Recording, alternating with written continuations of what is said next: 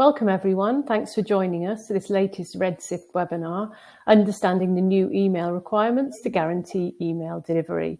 My name is Rachel Gray. I'm Marketing Director at Redshift, and I'm joined by my two colleagues, Tom Emilio, Principal Sales Engineer, and Jorge Montiel, Head of Pre-Sales EMEA, also for Redshift.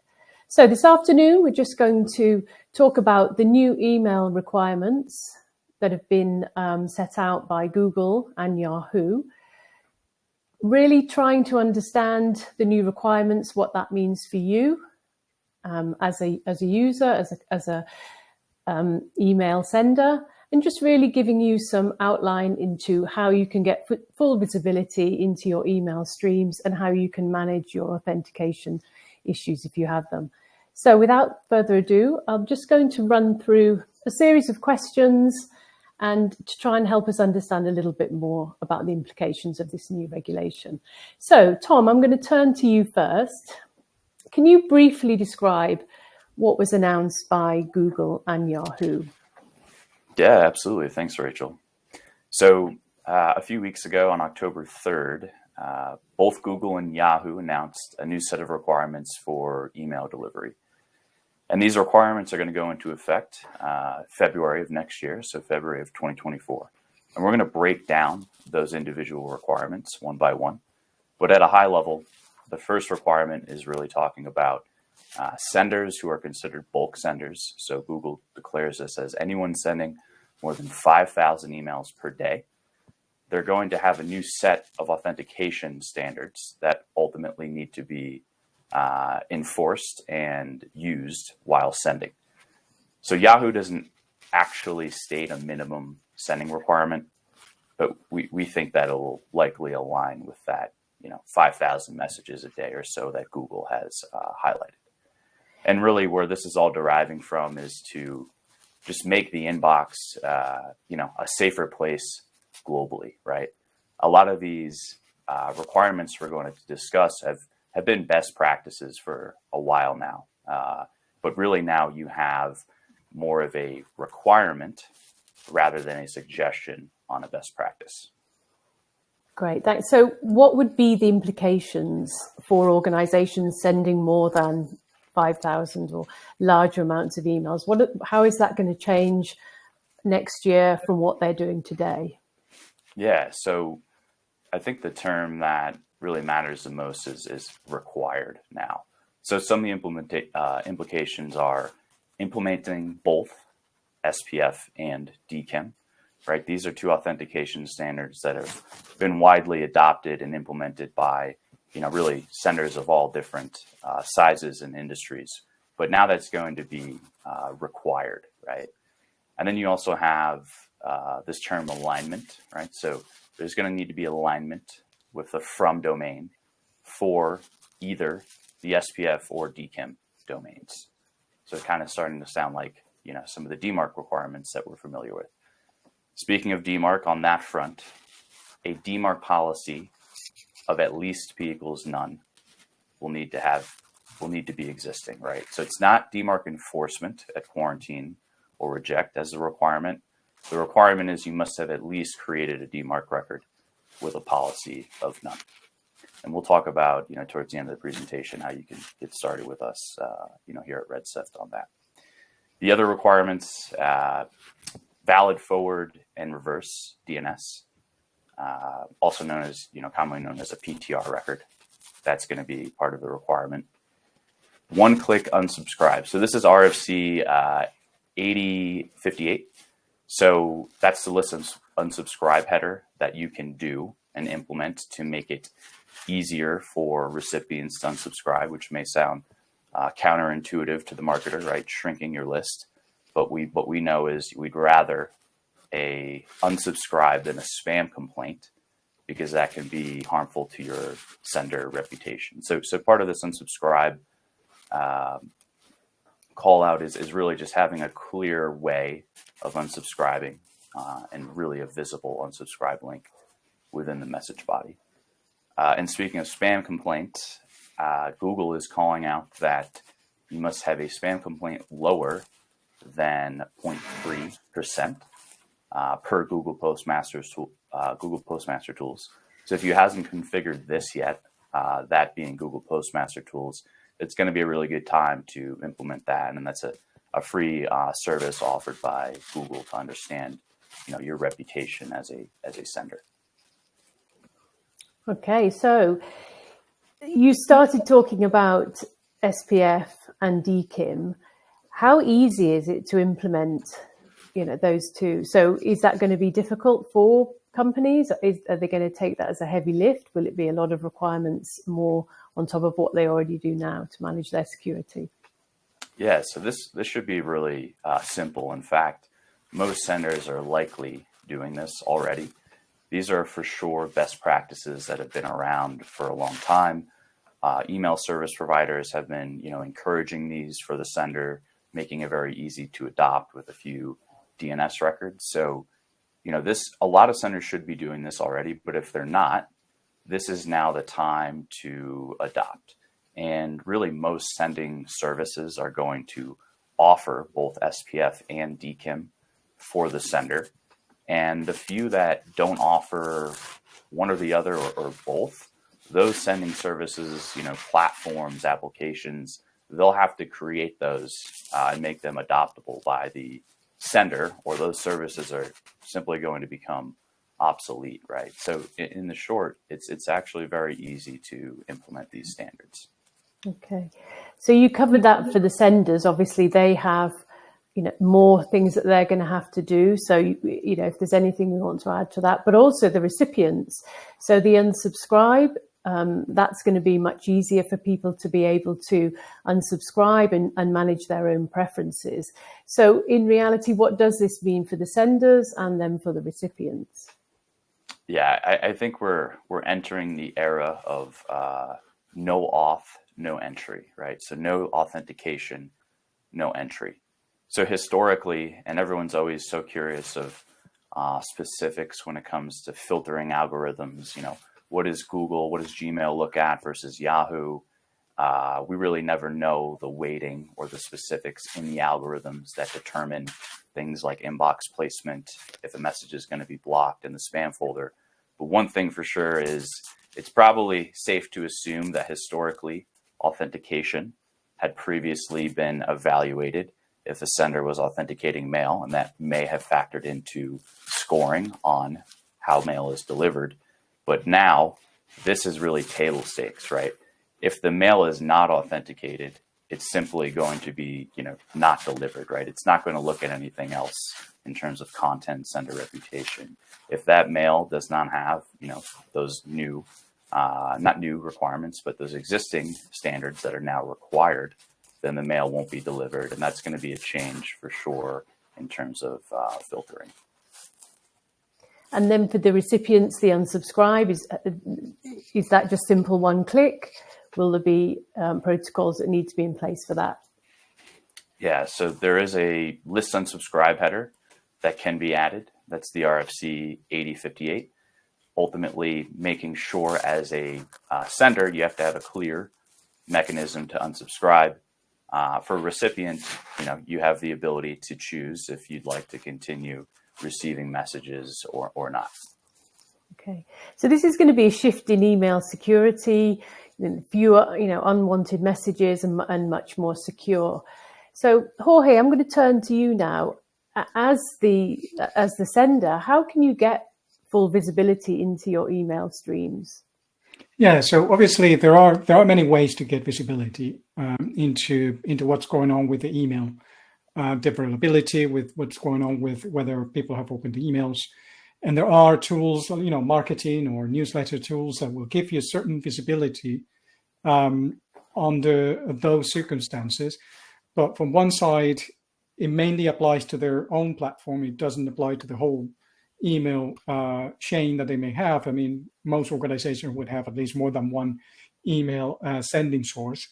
And at the same time, they may not give it because it's not what they do. It's not because they do something good or bad. They do really great at their business, but their business is probably not to give you the reasons as to why an email was sent to the spam folder or even maybe an email that was not even that was rejected at the destination.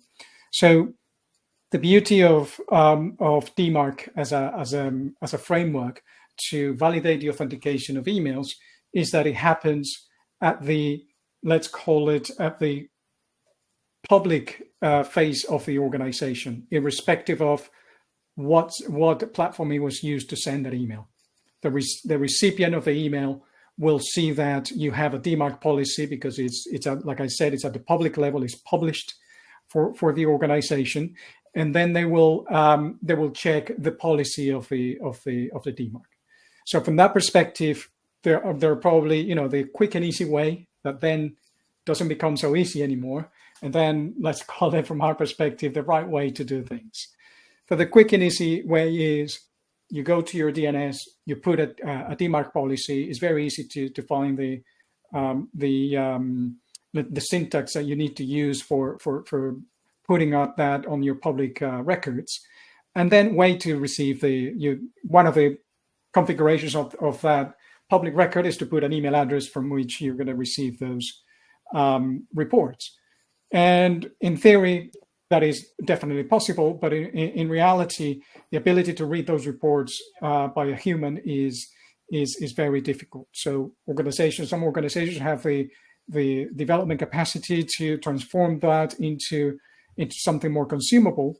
But the reality is that people's business is not to create a system to interpret DMARC reports.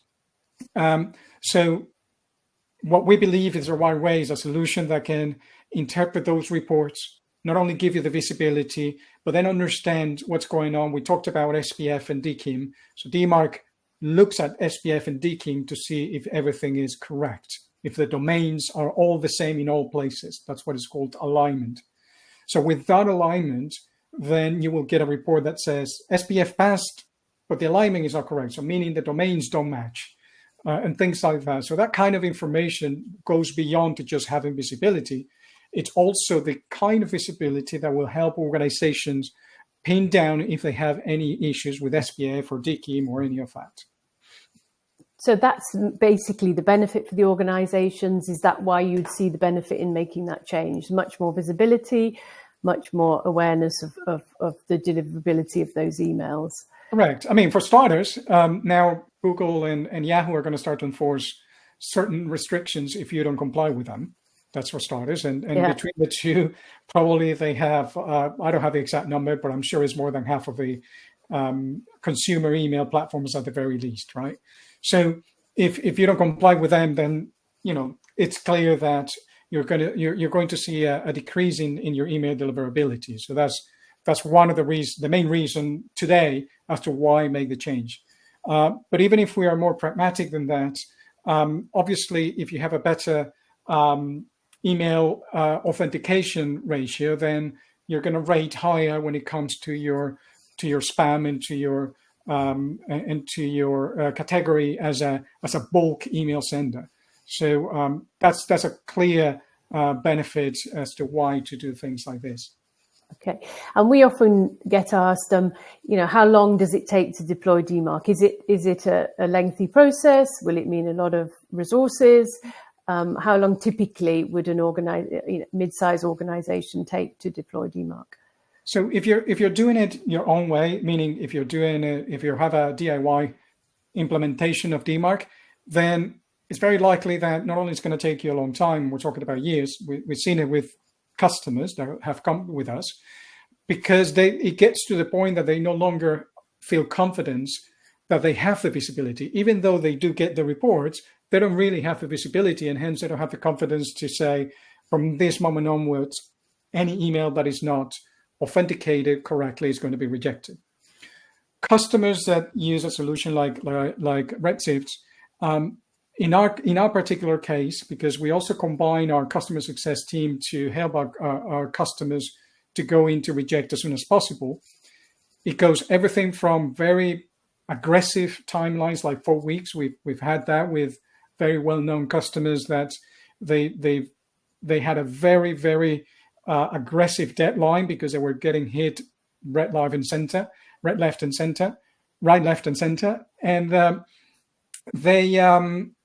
they needed us to get into rejection in 4 weeks, and they had a very complex environment, and we comply with that. in a normal scenario, we're talking about from 6 to 8 weeks in normal circumstances. When we now talk about very complex organizations like a very big oil company, they're going to have a very fragmented environment that is very difficult to pin down what the issues are. And that probably takes between 3 months to 9 months. And obviously we know that this, email deliverability and unsubscribe rates affects your brand reputation. So how can tools help your brand and your domain reputation? Definitely, if it will get to the point, even if users are not aware of what's going on, and most won't, that Google and Yahoo and all of these are I'm sure Microsoft will join after Google and Yahoo and set similar restrictions and the other public platform cloud platforms. As soon as they see that more and more genuine emails are getting to their inboxes, they're going to trust more those brands. But also there's another part of DMARC that it's an added value, and it's probably the cherry on top on a strategy like this, which is BIM, so brand indicator for mark identification. So what that means is, in practical terms, is that when users receive your email, after you are in a compliance DMARC policy, you need to be in compliance with policy, which means at least 100% of your emails need to be in a quarantine policy. You are able to request a certificate from a certificate authority that validates your logo, similar to a certificate that you put on your website or your email service to do encrypted communications and sign your communications. This is to certify that you own the logo, and the email clients will take the logo from the certificate authorities. This is important because it's not you injecting something on the email that anybody can do. It is a certificate authority that will authorize the injection of that logo into your email. So we're talking about brand recognition. We're talking about brand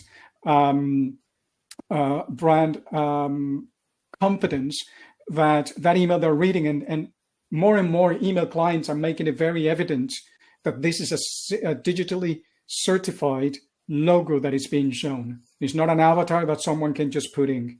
It is a digitally signed logo avatar that is being shown on their email. So once they see that, they know it comes from your favorite brands. Exactly. So that forms a part of your whole cyber resilience, cyber security strategy around email authentication and around the standards. Correct. Okay. Then at the end of the day, these brands will have less and less issues when it comes to exact domain impersonation. So soon customers are going to get used to not having those emails, or not being defrauded with, like I said, exact domain impersonation from an email perspective. Yeah, because it's going to mean all around fewer unwanted messages, more secure domains, and overall better protection for the consumer as well. Correct. Okay, great. Okay, I think we've covered all the questions that we had to cover today. I don't know if there are any others that you want to cover, Tom or Jorge, outlining the new requirements. No, that's good. Yeah, thank you very much for your participation. I really enjoyed the discussion. And I think one thing we just want to end the webinar with today is that if you do have any questions about your own environment and you wish to sign up for a free assessment, whereby we can actually look at your own security posture, we can look based on DMARC and on SPF, please go to the link that we've listed now on the screen below, redshift.com/free assessment, and we would be delighted to go through where you are and any places where we feel there may be slight vulnerabilities within your own environment. So again, without further ado, I would just like to say thank you very much, Tom and Jorge, for joining us. We do have other video resources available on our library on redshift.com. If you have any questions about today, please email me at marketing@redshift.io. So again, thanks very much for joining. We really appreciate your time, and we look forward to you joining our next webinar again. Thanks, Tom. Thanks, Jorge. Thank you. Thank you.